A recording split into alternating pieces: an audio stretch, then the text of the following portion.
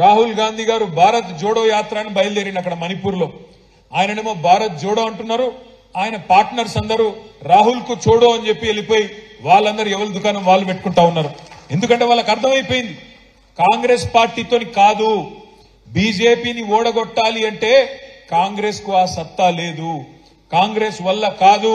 అందుకే ఇవాళ ఒక్కొక్కరుగా వెస్ట్ బెంగాల్లో మమతా బెనర్జీ గారు వెళ్ళిపోయినారు. నేను రాహుల్ గాంధీతోని కాంగ్రెస్ పార్టీతోని పని చేయలేను, నా పోటీ నేనే చేసుకుంటా అని మమతా బెనర్జీ గారు వెళ్ళిపోయినారు.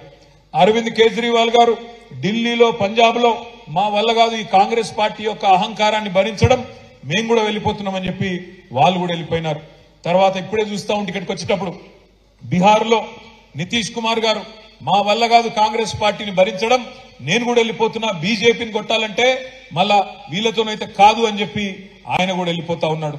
కేరళలో సిపిఎం పార్టీ నిన్న మొన్నటి దాకా వాళ్ళు కూడా మేము కాంగ్రెస్ తో కలిసి పనిచేస్తామన్నారు. వాళ్ళు కూడా ఏమంటున్నారు, ఇప్పుడు రాహుల్ గాంధీతోని కాంగ్రెస్ పార్టీతోని కలిసి పని చేయలేము అని చెప్పి వాళ్ళు కూడా వెళ్ళిపోతా ఉన్నారు. అందుకే ఇవాళ మనం ఈ దేశంలో ఈ రాష్ట్రంలో ఉండే ప్రజలందరికీ మనం చెప్పాల్సింది ఒకటే, బీజేపీని ఆపాలంటే మోడీని ఎదుర్కోవాలంటే కాంగ్రెస్ పార్టీతోని రాహుల్ గాంధీతోని కాదు.